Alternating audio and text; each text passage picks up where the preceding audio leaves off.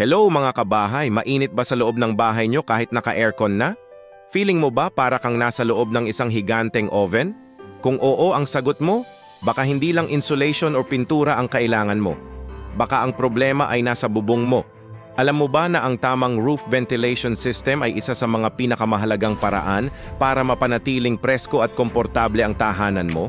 Kapag naiipon ang mainit na hangin sa attic o sa pagitan ng bubong at kisame, nagiging sanhi ito ng sobrang init sa buong bahay.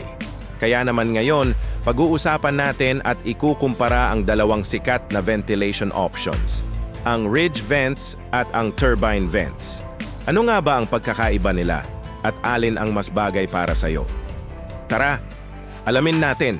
Unahin natin ang ridge vents. Kung pamilyar ka sa itsura ng bubong, ang pinakatuktok o yung pinakamataas na linya nito ay tinatawag na ridge line. Dito mismo, inilalagay ang ridge vents. Ang ganda nito ay halos hindi mo siya mapapansin.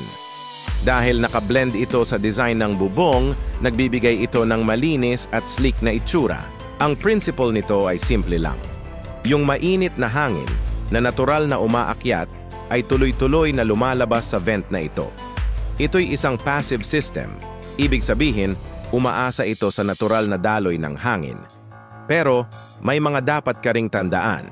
Dahil fixed system ito, ang effectiveness nito ay nakadepende sa natural airflow. Mas lalo itong gumagana ng maayos kung may partner itong soffit vents.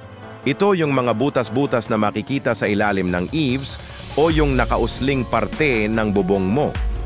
Ang soffit vents ang nagpapasok ng mas malamig na hangin mula sa labas at tinutulak nito pataas ang mainit na hangin para lumabas sa ridge vent. Kung walang soffit vents, medyo limitado ang performance ng ridge vent mo. Kaya kung minimal maintenance at malinis na itsura ang hanap mo, ito ang para sa'yo.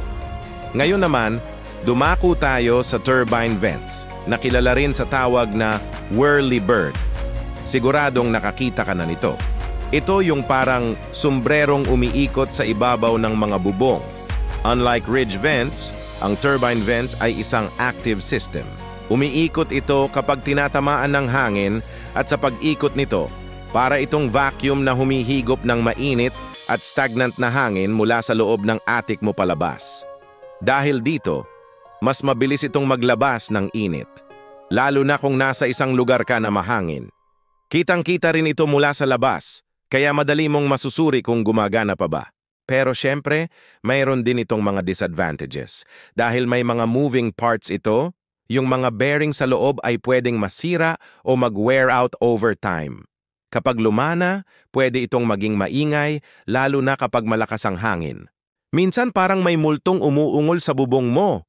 At dahil umiikot ito, nangangailangan ito ng regular na check-up para masigurong nasa maayos pa itong kondisyon at hindi pinapasok ng tubig ulan. Kung nasa mahanging lugar ka at gusto mo ng mas agresibong pagtanggal ng init, magandang option ang turbine vent. So, alin nga ba ang mas maganda? Ridge vent o turbine vent? Ang sagot? Depende. Walang one-size-fits-all solution dito. Nakadepende ito sa design ng bahay mo, sa budget mo, at sa lokasyon kung saan ka nakatira. Para mas madali, ganito na lang. Kung ang priority mo ay clean look, low maintenance, at consistent na passive ventilation, go for ridge vents. Siguraduhin mo lang na may soffit vents ka. Kung gusto mo naman ng mas malakas na airflow, lalo na kung mahangin sa lugar nyo at hindi mo alintana ang itsura at posibleng maintenance, ang turbine vents ang para sa'yo. At alam mo ba, sa isang ideal setup, pwede mo pangang pagsamahin ang dalawa. Pwedeng may ridge vent ka sa buong haba ng ridge line at may isa o dalawang turbine vents para sa extra pull kapag kailangan. This way, makukuha mo ang best of both worlds para sa maximum airflow at comfort. Ang pinaka-bottom line dito ay ito. Huwag mong balewalain ang roof ventilation. Hindi lang ito para sa comfort, para rin ito sa kalusugan ng bubong mo. Ang sobrang init at moisture ay pwedeng makasira sa kahoy at iba pang materyales ng bubong mo sa katagalan. Kaya siguraduhin may maayos kang sistema para hindi ka lang presko, kundi protektado rin ang investment mo sa iyong bahay. Sana nakatulong itong comparison natin. Sa susunod na episode, isa pa ring mahalagang parte ng bubong ang pag-uusapan natin, ang roof gutter. Tuturuan ko kayo ng mga cleaning and protection hacks para maiwasan ang bara at pag-apaw. Kaya kung ayaw mong mamroblema sa tag-ulan, huwag mong palampasin yan. Maraming salamat sa panonood mga kabahay. Kung may natutunan ka sa video na ito, please give it a thumbs up at huwag kalimutang mag-subscribe at i-click ang notification bell para updated ka sa mga susunod pa nating home improvement tips. Mag-iwan din kayo ng comment sa baba kung anong klaseng vent ang gamit nyo o kung may tanong kayo. Hanggang sa muli!